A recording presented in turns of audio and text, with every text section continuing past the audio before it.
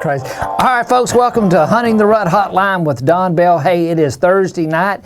You got some questions, we got some answers. It's live Thursday night from Pensacola, Florida. You think what show is that? Saturday Night Live. Well, it happens to be Thursday night, 7 o'clock Central Time. Guys, you can find us here each Thursday night from 7 to 8 o'clock, and that is Rusty Central Standard Time.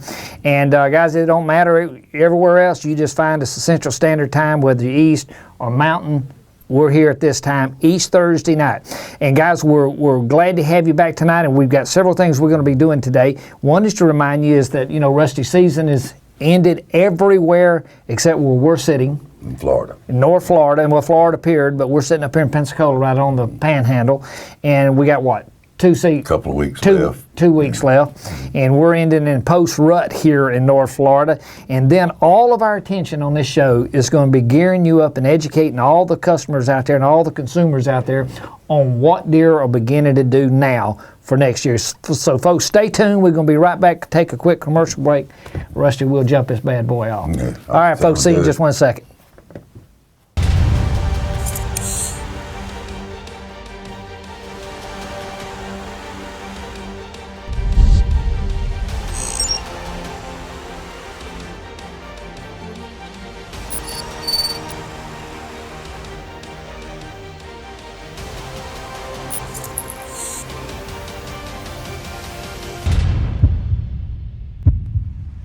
Rise and shine. It's time to hunt. All right, folks, we're back. And listen, tonight what we want to do is kind of put everything in perspective. And I think that Rusty here just said it right, just in between the break here. What'd you say? I said it, and end of the season, and I said the lead stopped flying. That's right. So the leads quit flying all across America, at least it's supposed to be. Season is ending, and so what happens is these bucks are starting to get back, in deer in general, not just bucks. Hey, does are bred, they're getting ready, and it's toward the end. The bucks are all getting back into bachelor groups. And what's happening, Rusty, we touched on it last week, Steve and I, that up north, right now the big deal is to start looking for sheds. Mm-hmm. Which isn't hard to do now because, as we were talking about last week, they can actually get on that would be the south side of those ridges up there where all that snow, and they talk about it a lot in the Midwest and Northeast is that deer literally yard up. They bunch up together and bed up together, get together for the warmth on that south side and that snow, and they start shedding.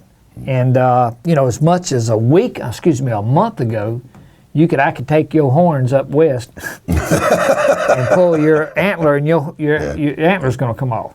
Not so down here. I mean, you kill a buck today in North Florida, you can hook a four-wheeler to him and drag him to the camp if you wanted to. It's not going to come off, but not so in the Midwest. So already antlers are coming off and been coming off up in the north. That's not going to start happening here into March.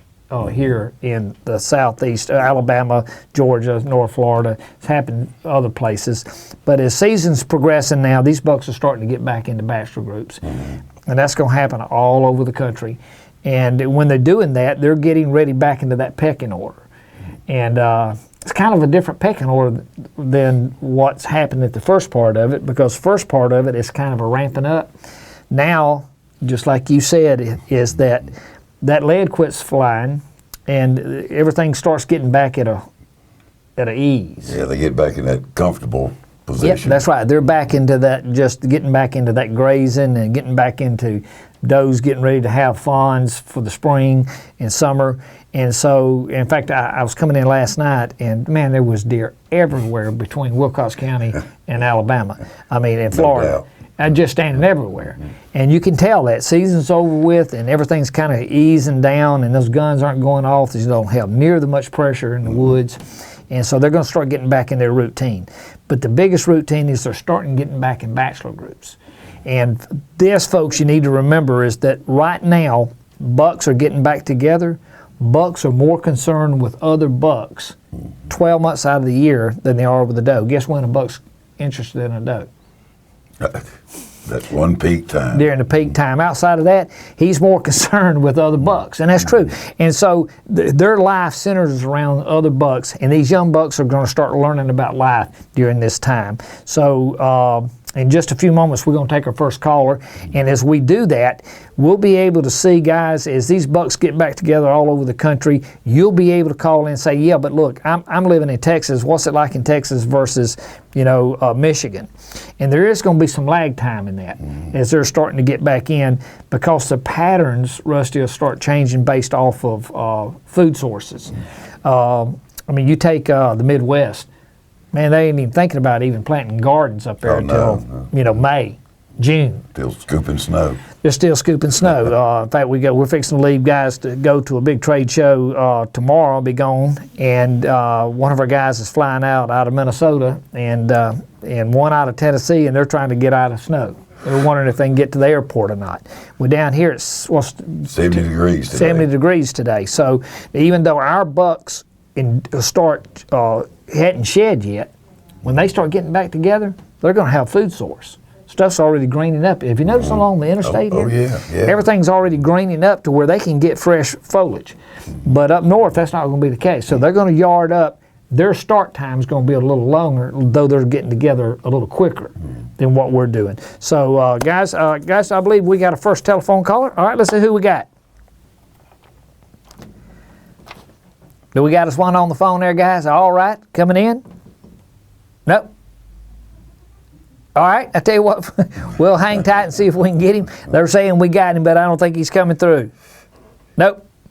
So hang tight, guys, and I think we'll go to do we go to our first Facebook? All right. Hey, folks, stay tuned. It's a live show. We'll come back and get this caller in just a minute. We're going to go to a quick commercial. When we come back, we'll have our live caller. Be right back.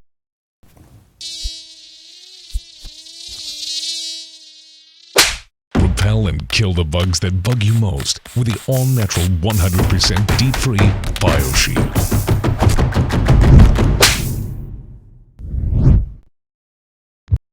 You've waited your whole life for this moment. Don't spoil your opportunity because of poor preparation. Keep your optics clean and fog-free for a clear shot every time. Fog Zero.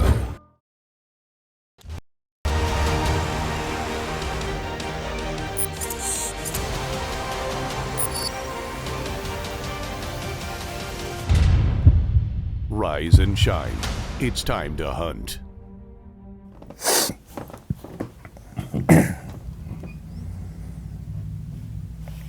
All right, folks, we're back. We're going to take our first caller. We had a little what we call a technical problem there, and as simple as phones, we make sure the phone's plugged in to where it'll ring. It's a live show. Okay, I believe, guys, we got a first caller in. All right, let's see if we got a first caller. I know he's coming. Look at there. It's real, ain't it? Technical difficulty. That's right. It's live. All righty, you got Don Bell and Rusty Andrews. Who we got? Hey, Don, it's Gabe Hanna. How are you? Gabe, doing good, big boy. You staying warm up there? No, staying busy. It's not a good day here in Nashville. How cold is it up there?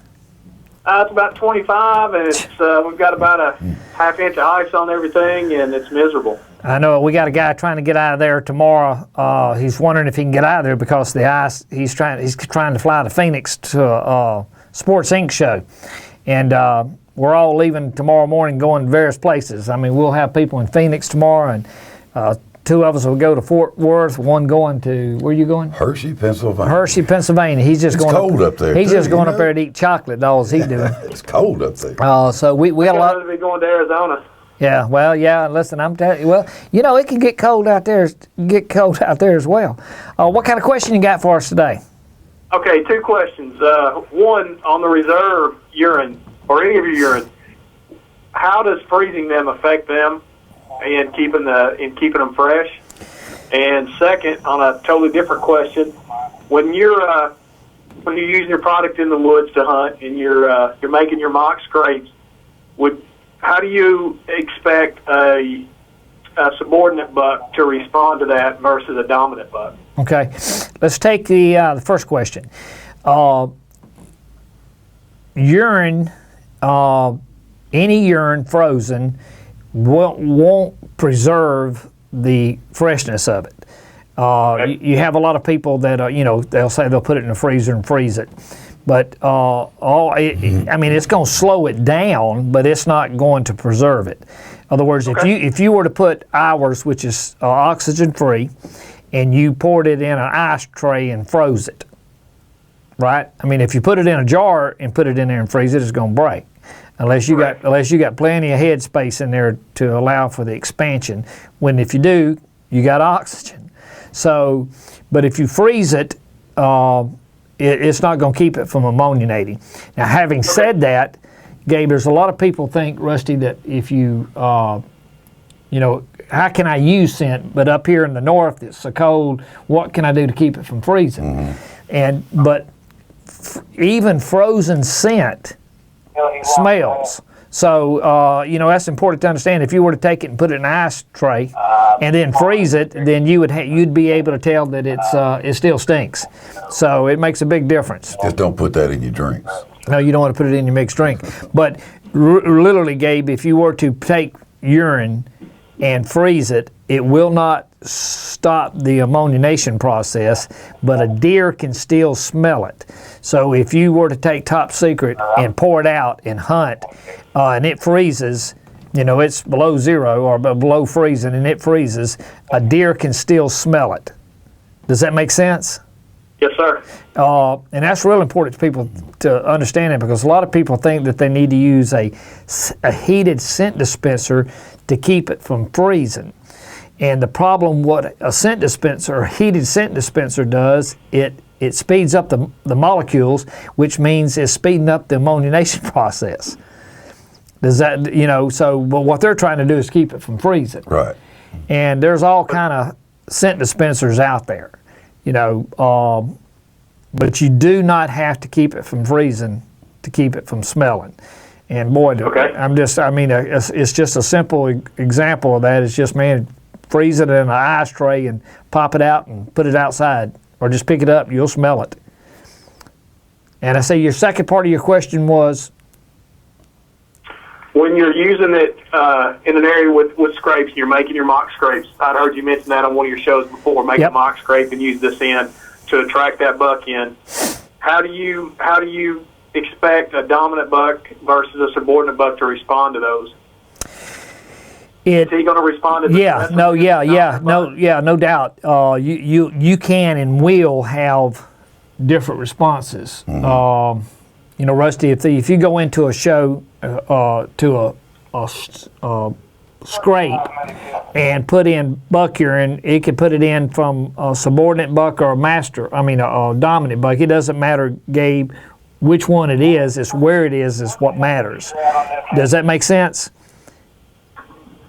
If you put regular buck urine out and you put it into a primary scrape, it doesn't matter if it's a young buck or a big buck as far as a buck that's that scrape. Whatever buck belongs to that scrape, he's going to react the same to it. Now, having said that, if you were to take sure enough, and it's a dominant buck, a mature nocturnal buck, right?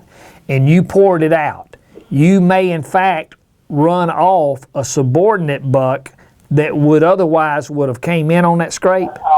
But if you put his urine in there, you do have the possibility of running off a young buck. But simply because it's not his bedroom. Do you know Eddie Salter by any chance? Eddie Salter? They call him. I don't know him personally, but I know who he is. Yeah, Eddie's a good friend, and in fact, I was talking to Eddie this morning. And years ago, we were filming at Wynot, and you know where Wynot is, man. That's right above the house. That's right at your house.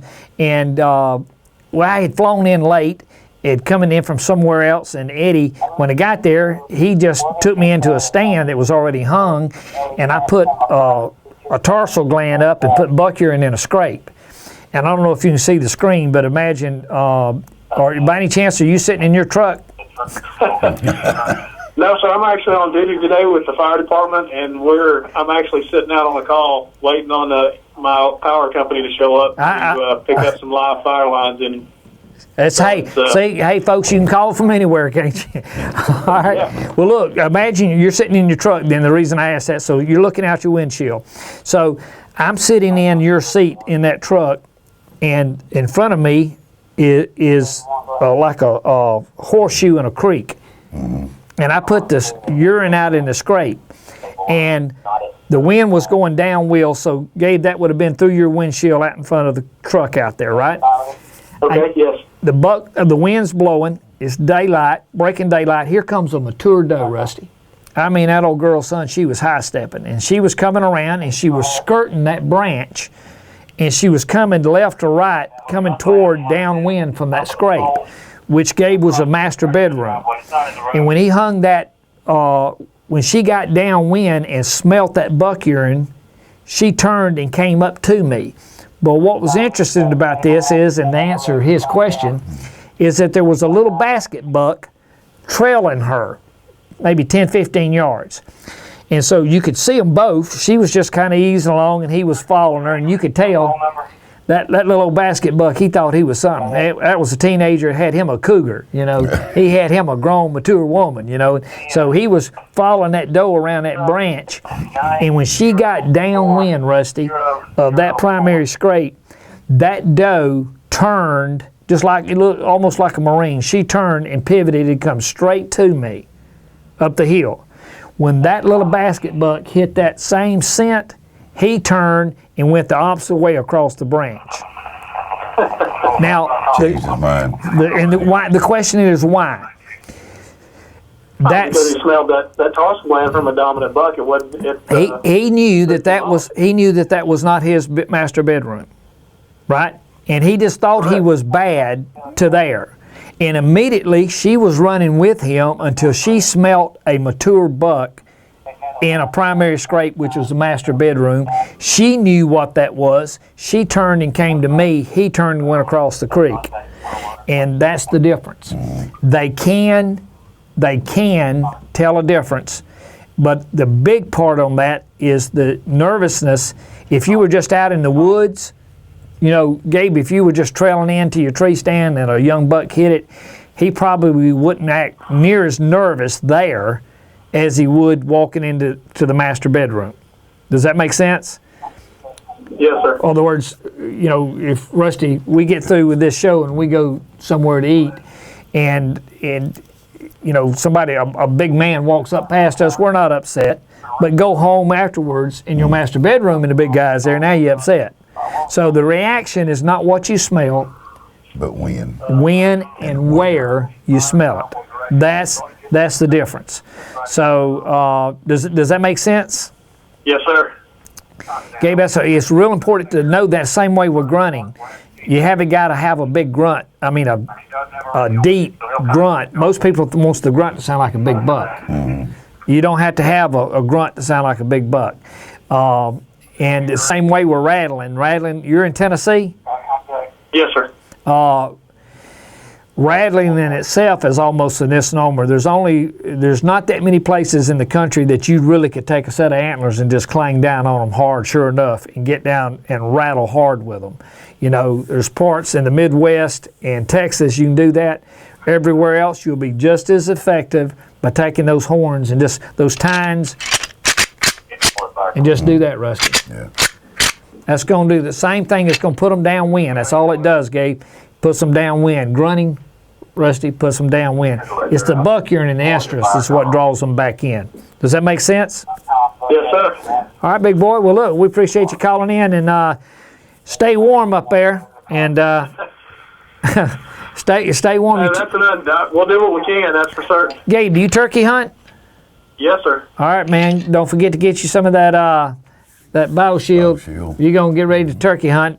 We've got it in. That's one of the new brands we just introduced, and that's available online. And you can get that at BioShield/rx.com.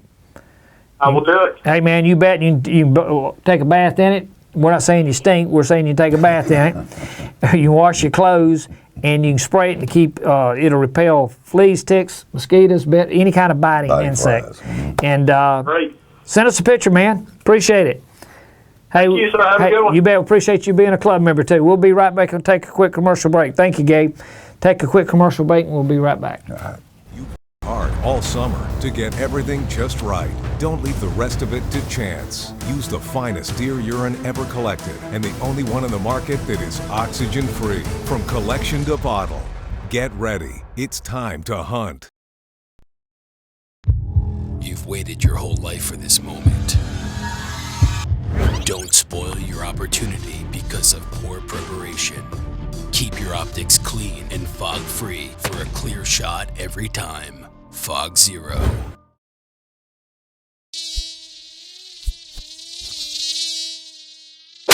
Repel and kill the bugs that bug you most with the all-natural 100% deep-free BioShield.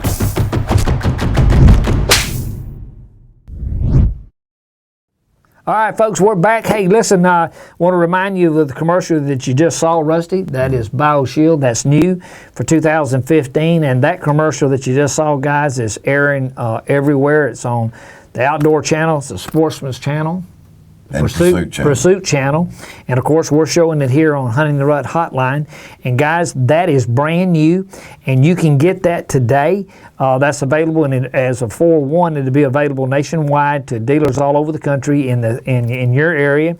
And we go to your dealer, and if they don't have it, say, hey, look, we want you to get that the BioShield and also Fog Zero that we're seeing advertised now, and they can get it in the dealer nearest you. But couple of quick things. You want to be able to come to us, guys. You can go to Facebook, Top Secret. You can go to Facebook / Top Secret Deer Scent, and also you can go to our topsecretdeerscent.com. As you're familiar with this show, you can just hit the link below, and it'll take you to our website.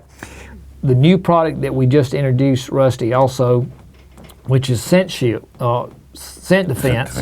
Scent Defense is also available, and you can get that through. You can go to topsecretdeerscent.com, and you can get that, and you'll see the tag for Scent Defense. That's the new 3-in-1. That is available online as we speak today as well. BioShield is -RX. I believe I said slash a few minutes ago, but it's actually BioShield-RX.com. All the turkey hunters, you can go there and get it now. You can tell the local dealer that you want it. We can get them set up for it to make sure that you have it in your area. Meanwhile, you can go to BioShield-RX.com, and of course, you need to get your FogZero.net. FogZero.net. That keeps your glasses and your scopes and stuff from fogging up. So let's see, Rusty, I believe we're going to take a quick Facebook question here. Yep. I believe we're coming back up on some Facebook questions. There we are. Go. All right. Who's the first one right there? This from Mika Jacobs out of Bayfield, Wisconsin. Says, are decoys effective during late season? Yes. Decoys, is it Micah? Is that Micah? Micah? Well, forgive us if we said your name wrong there, but we're going to go with Micah. But Micah, yes, decoys are effective in late season. They're effective anytime. You just want to make sure, and they're in Bayfield, Wisconsin. You know, I'm not sure where Bayfield is, but buddy, Wisconsin is a fine state. Up there around Buffalo County. A lot of big boys up there. Big boys up there. You know, if you were to, people don't realize this, except the people that hunt Wisconsin, is that if you were to go to the record book, Pope and Young's, Boone and Crockett, Buffalo County, Wisconsin would rank in the top, way up at the top, and not only has now, but has for years, is producing trophy bucks. That dirt up there is as black as our shirts. Of course, it's dairy country, and you know what happens with dairy cows. But it is rich with dirt, and it grows some big boys. But to answer your question, Micah, you can use a decoy anytime during the year. Late season is great. You just want to put buck urine with it. Early season, if you're going to use one, I like to take one side of the antlers off of it. That way you don't scare off the little basket bucks. Really depends on what you're trying to do, Mike. If you're trying to just shoot, you just want a buck, use your buck decoy.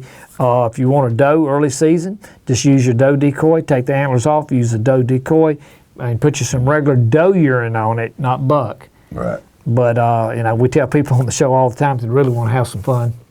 Put a little estrus on that. Put a little estrus on that buck decoy and get your video, because that in itself is fun by itself. So, Mike, I hope that answers your question. If not, give us a buzz back and let us know. And also let us know where Bayfield is. Which county are you in? Who else we got? Okay, the next one we got is Brent Jackson out of Houston County, Minnesota. That's cold up there, too. And Brent's asking, how much time should I wait to get out of my tree stand after rattling? After you've killed the buck, by all means.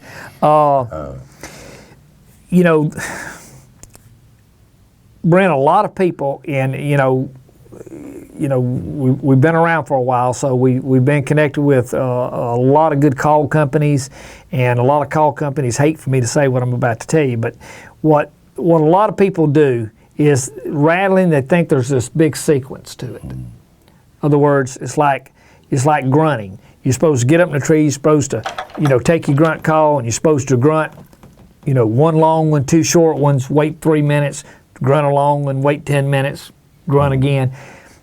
There's no sequence. A buck's 10 and a doe. Same way we're rattling. You're not going to get up in the tree and go wait 30 seconds twice. Wait 30 seconds 3-4 times. It's not a code for it. It's not a code. You just imagine if Rusty and I were to arm wrestle here, and you're arm wrestling and you're holding each other, and you just kind of, there's no flow. There's no sequence to it. But they are sparring. So when you get up there, you can just imagine if you're the buck sparring with one. You're pausing just like them holding each other, and then you may hear click, click, and you may hear them holding each other like us doing this, and then gradually I may get old Rusty way over here, see, and then he may bring me back. So there is no exact sequence to it, but because if you get too scientific to it, you're gonna miss, and it really depends on where you are. Let's see, Brent. You're up here in Minnesota, but not a bad place to rattle. I'm not quite sure where Houston County is, but being the Midwest and Minnesota, it's a good place to rattle. But just take those tines, if you're using tines, and just tinkle the tines together. Click, click, click, click, click, click, pause. And a lot of the rattling sequence, we live, of course, they do too, up there. Of course, most of their hardwoods, the leaves are going to be gone in fall. But, down here, you're rattling and grunting. They don't do any good in them oak leaves, the wind blowing, and them leaves just rattling. They can't hear it. So obviously you want to let the wind die down the further you'll be able to hear it. So if the wind's blowing, don't rattle. Yeah. If the wind lets off, do your rattling sequence. It's just good common sense that the quieter it is, the further it's going to go. The less noise you got, Rusty, on the front end, the better it is. So, Brent, I hope that answered your question there. Let's see, Big Rusty, who else we got? We got Aaron Denner from Escanaba, Michigan. I'm glad you said that, Escanaba. Yep. How long does your new scent defense last before needing to be reapplied? Good question. Well, we've got 3 sequences to that. So you'll be able to, what we've done with scent defense, and this is the whole new ball of wax in this, is 3-in-1. Game changer. It's a game changer. No one's ever been able to do it.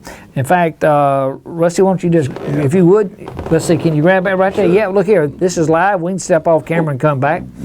What we've got is the scent defense right here. And let's see who asked that. Aaron. See right there, Aaron? That's called scent defense. It's 3-in-1. And for the first time, what we've done with this is, of course, we've got the 3 traditional put-ups, which is ready-to-use spray.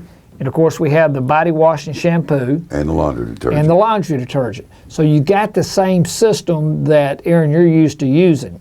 So what you do is you take your bath, you wash your clothes, and you spray it as you're into the woods. The difference here is, Aaron, is that for the first time, this product is 3-in-1. Not only do we kill human odor, and how do we do that? By eliminating the enzymes. That's right. With the silver copper synergy. We married copper and silver. to silver, and what it does, it makes it more aggressive in killing the human bacteria that causes the odor. Now, once you've done that, in with 3-in-1, what we've done then is we've elevated a better mousetrap in killing odor, but then we also have what we call Neurex. Neurex is proprietary to us here at Portland. We have it also under the new brand this called BioShield. And BioShield, that repels all naturally, ticks, fleas, mosquitoes, bed bugs, any kind of other biting insect. Any kind of biting insect. So it is not only is it a better mousetrap in killing odor, but also protects you from the no one's ever had that before. Plus 3-in-1, we formulated it to do what? Also works as an attractant. We formulated this to where when you do it, not only does it kill the better mousetrap, Rusty, in killing the human odor by marrying copper with silver, which makes it more aggressive in killing the bacteria that causes the human odor, but then we put the Neurex into it to repel. Then we formulated it for a deer will come to it. What's the number one way they come into that? How do they come in with their little tongues? Oh, they did like a windshield wiper. It's crazy. And you know what's, I was coming in last night and I couldn't help but to notice how many yearlings was still out there. Really? You know, it was this last year's yearling, so they were nice size but still young. And it doesn't matter if they're spotted fawn or if they're a doe or if they're a buck. The overriding way that the deer react to this is just what Rusty just said, is they don't come in curling the lip, as they come in like a little windshield wiper, and what they're doing is they're reaching up over their nose and wiping that nose, and they're smelling it. So it's more of a curiosity scent rather than a sexual urine smell. Two totally different things. You put urine on it, the deer's going to look up. So this is more of a curiosity scent. So Aaron, ours is totally different. It gives you the direction on how long that you'll need to reapply, and common sense rules here. You've taken a bath, you've done the detergent. This is to and from the woods. Now, I think I mentioned this on the show before, but if not, let me mention it again. You can take this product, and a lot of people will do is you'll take it and you'll see them spray it on their boot, Rusty. And what kind of boots do you use? I use rubber boots. Rubber boots, and most people do. So, and what they do is they'll spray the bottom of the boot. But if this is the boot, you don't want to just spray the bottom of the boot. You want to spray all along the top of it because you're walking through stuff. And so what I do with that is I take, Rusty, can you hand me that the shampoo part? I know this sounds a little crazy here, but what I do with it, I'll take this right here, and this is the body wash and shampoo. And I'll mix me up like a little bath, like a dish pan, and something that I can put down beside the truck. I mix me it up with this water, and then I simply step my feet in it as I get ready to go. In other words, I'm going to the woods, I step out, I step one foot in it, take it out, step the other foot, and what I've done is I've dipped my foot, submerged my foot under, and I like Rusty, like you probably do, you use a rubber boot, and if you don't, you should, because leather is going to hold that scent. This will give a complete baptism of your boot in scent defense, which is going to give you scent defense. And Aaron, now then you got that protection, that last minute protection to go in. This is great for under the arms, hat, areas that you're going to produce the sweat between the legs.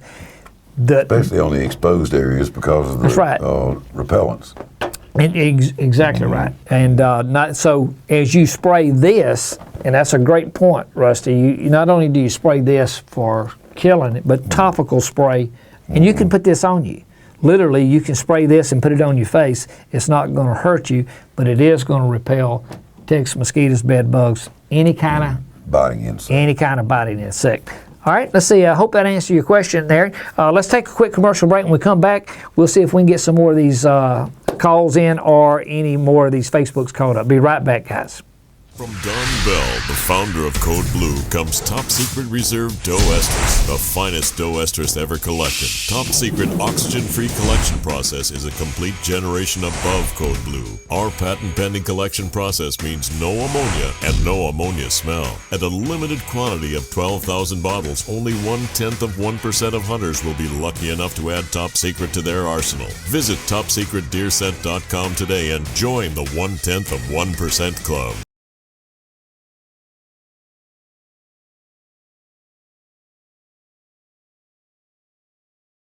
There we are. Now we're back. Peekaboo, we're back. All right, guys, look, let's see, we're trying to catch up on some stuff, and I believe you just saw our reserve spot. It is February, about the 16th, I think, or no, February, Thursday, whatever the day is.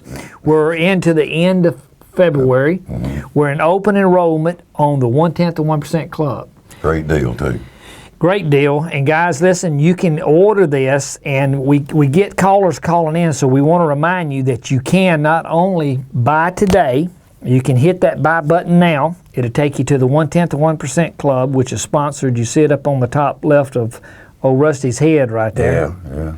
You could go to that link. It'll take you to the site, Rusty. And they got a choice. They can either buy it one-time pay. One-time pay.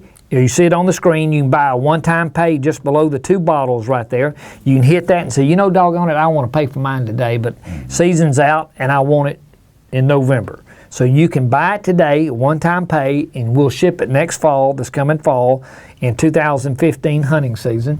Or you can actually hit the 4 pay and pay what? Pay 4 equal payments over the next 4 months. And then choose your date when you're going to ship it this fall. Yep. Pretty neat. And you get to participate in all the stuff as a new club member.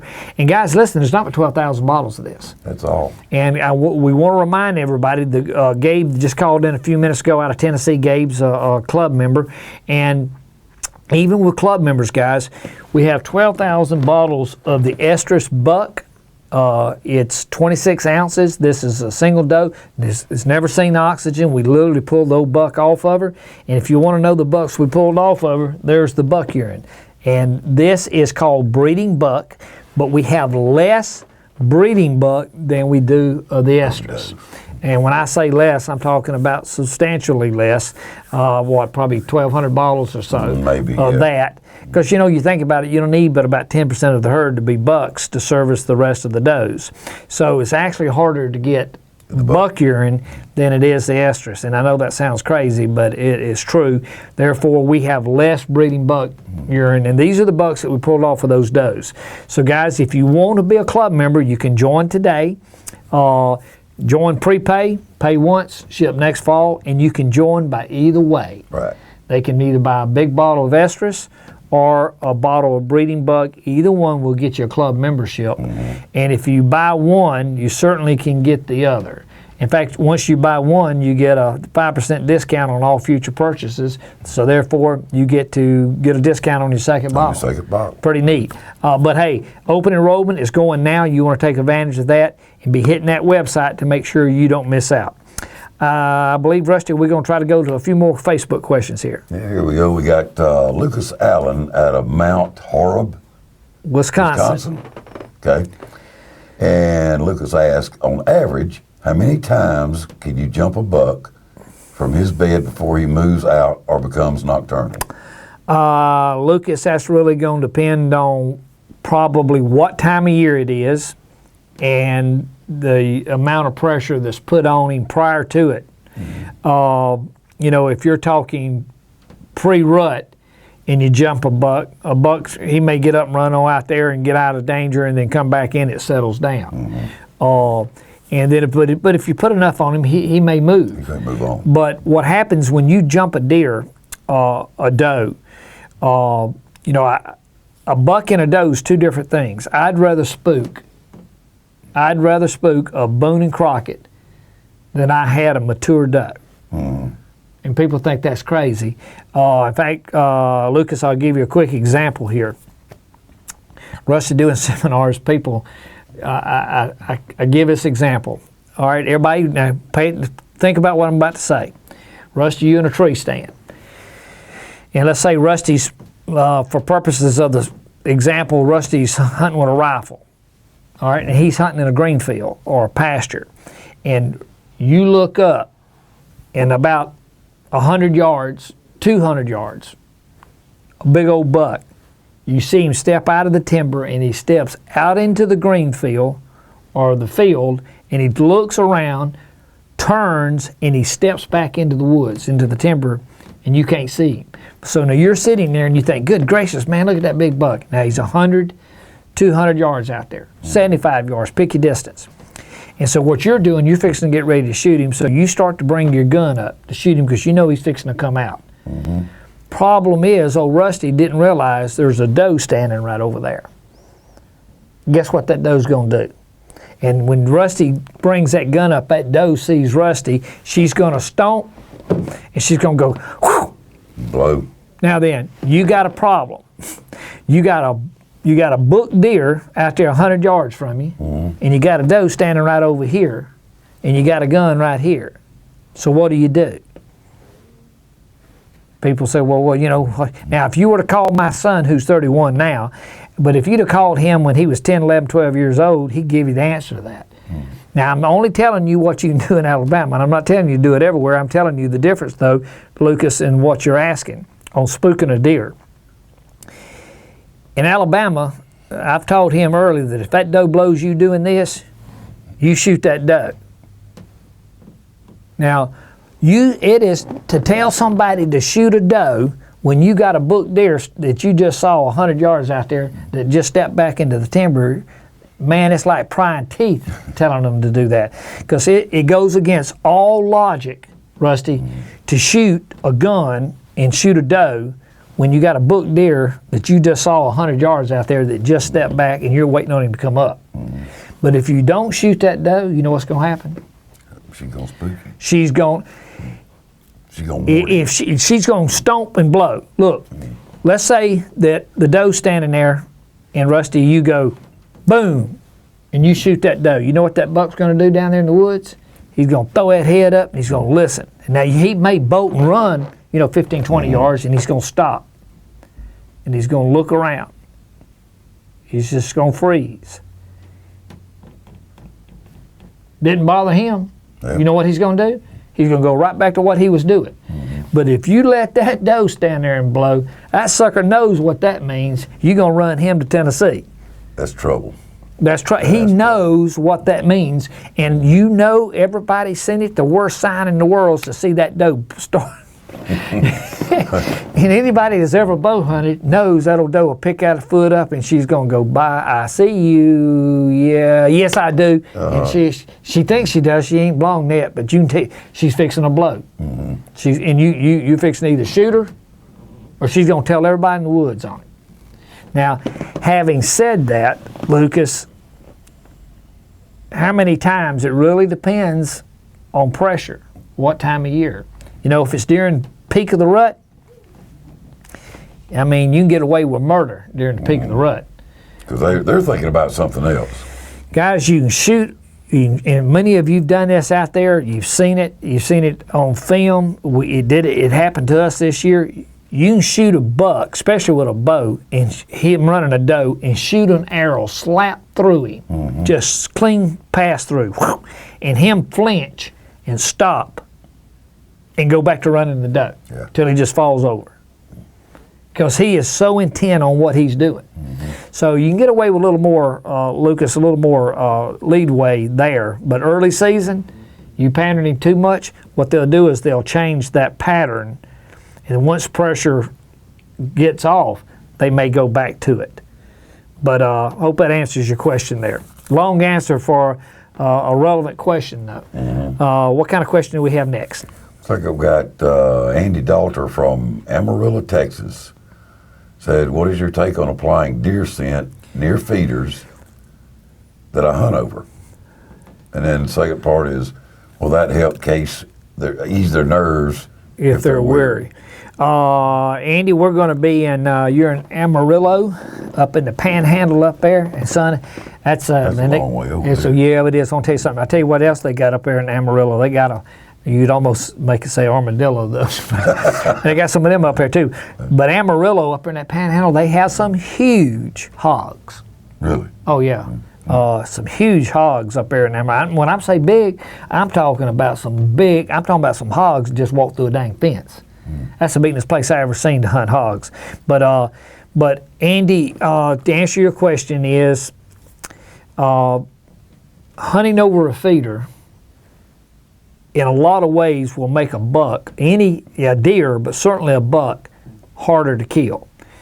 And that's exactly the reason they're asking that question out there in Texas. Now, we just, believe it or not, of course, Alabama being Alabama, we got some great conservation programs going on here, but having said that, we only were legally allowed, I stress legally, allowed to hunt over a feeder last year and this year. And believe it or not, Andy, we have to be 100 yards. I want to say it's correct. The feeder has to be 100 yards and out of sight from the hunter. So, and even with that, is what it does, it makes them nervous. If you're up there, and I'm probably, Amarillo's open up there too, and I'm assuming, Andy, that you're talking about hunting in and around Amarillo. If you're hunting in South Texas, what they'll do, Rusty, they'll plant sederos. It's just long stretches. Down home here in the southeast, we'll put a big green field up, and it may be an acre, it may be 50 acres. I mean, because we're shooting them out. But what they do in Texas, which is really a good thing to do, is they plant narrow and long, and the deer steps into it. And one of the reasons they do it is for the very reason that Andy's talking about there. Deer get nervous over a feeder. And so if you plant it narrow and long, the deer seems like when he steps out into it, the distance is greater to shoot, the deer tend to be a little more calm at ease because they're not in the bald opening. Right. So they know at any moment they can get right back in cover. So if you take a bush hog and go down 2 or 3 times, that's great. It's just narrow and long. But yes, deer are nervous around a feeder, and it doesn't so much calm them, though it helps, Rusty, around a feeder. You want to hunt a feeder just like you do a green field. You want to hunt a feeder just like you do a green field. And the best place to kill that big buck on that feeder, Andy, is away from it. What you want to do is catch the trail. The big bucks are letting the young does come in, and you know that, Andy. They're letting anybody hunting a feeder, the little young does come in, the does, and then the little young bucks. And then late, right in the evening, that buck will come in. Now in Texas, though, they'll circle it. But as a general rule, it will help them be a little more ease, Rusty, but it's not going to take all the wariness away from them. And even with that, the big bucks are going to come in late to a feeder like that as well. I mean, if you have that feeder go off in the broad daylight, you're kind of, not that they won't come into it during the peak, and the only reason then they're coming into it is to come to the does that's coming to the feeder. So I'm not a big component of feeders because it makes it so hard to kill a big buck over. Yeah. Now, unless you're hunting downwind, not downwind, but hunting off of those trails, waiting late in the evening and let them others get past you, then you can shoot you one of them. Andy, I hope that answered your question. If not, call us back and let us know. Who else we got? It's like Ben Thorne out of Oconto, Wisconsin. He asked, what part of the rut do estrus scents work best? Kind of Wisconsin, Ben, obviously estrus is going to work best during the peak of the rut. Now, somebody asked me earlier, a couple shows back, if a buck's in velvet, when he comes out of velvet, he's in rut. Biologically, he can breed. And he's in rut to the time he drops his antlers, then why can't you use estrus all during the year?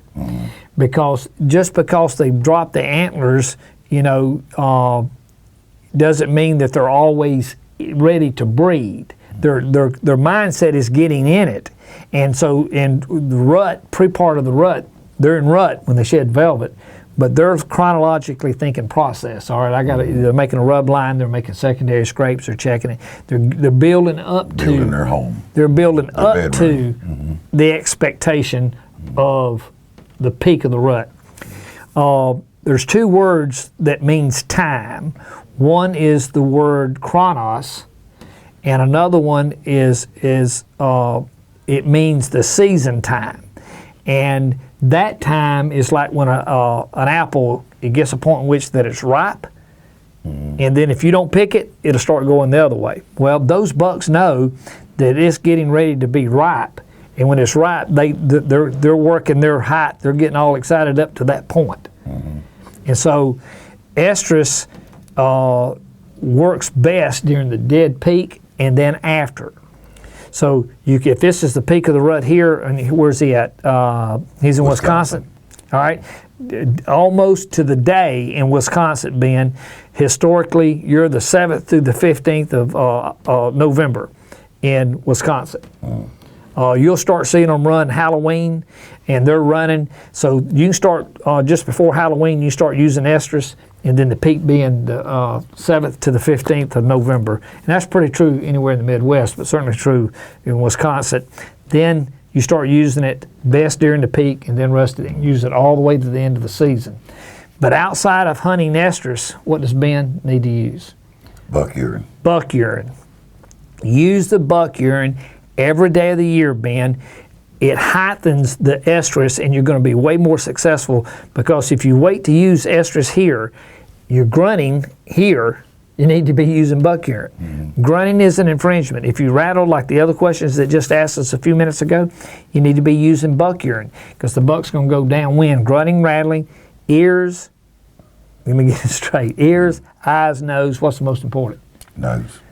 Everybody knows that. Everybody knows the nose. So what happens is, if you grunt without using buck urine, he's going to go downwind, and his nose is not going to confirm his ears, and he's going to override his ears. And then you're going to say a grunt call doesn't work, or rattling doesn't work. But yet you got to use buck urine when you use these two. To be effective, you need buck urine in conjunction with grunting and rattling. Okay? All right, let's see who else we got right there. Looks like we got Alice Wilcox out of Humboldt, Texas. What's the advantage of the foam over the straight urine? The advantage of foam over the straight urine, Alex, and I believe this is young Alex. Alex, I think, give me a buzz and confirm this, Alex. If you're not the young man when you were real little that I met you, and through the years we've stayed in contact with one another, and I'm almost sure that is little Alex. Alex, give us a buzz and let me know if that is you. If not, hey Alex, we apologize. But I bet you it is. Alice Wilcox, because he was out of Texas. But Alex, the foam, Rusty, or straight urine works the same. The end result is the deer's going to come to it the same. It's the same urine. The advantage is how you use it. The advantage of foam is, Alex, you can take the buck, and you can take the estrus, and you can make a buck chasing a doe.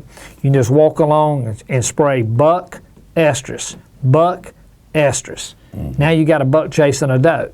So now what you just grunted, they now have. Now you've got a buck chasing a doe. The advantage of this is when you foam this, I'll make sure it's the right one. When you foam this, it's the first time it hits oxygen. And by the way, how many foams does that have in it, Rusty? It's about 300. So 8 ounces, $19.95, and it's got 300 pumps in it, and you literally can see it on the ground. You can foam it on the tree, you can see it. So the advantage is this, you don't have to have a dispenser on. You pump it and use it as you go, 300 applications. If you use the liquid, then you're going to want to use a scent saver, and to be able to keep it without oxygen in between using it. If you're going to use a scent dispenser or a scent drag, you'll want to use your liquid urine, and a lot of people do. The advantage of the foam is that you don't have to use that, and you got 300 pumps in it. And by the way, what was the new Alabama state record kill with? He was killed with this foam, estrus right here.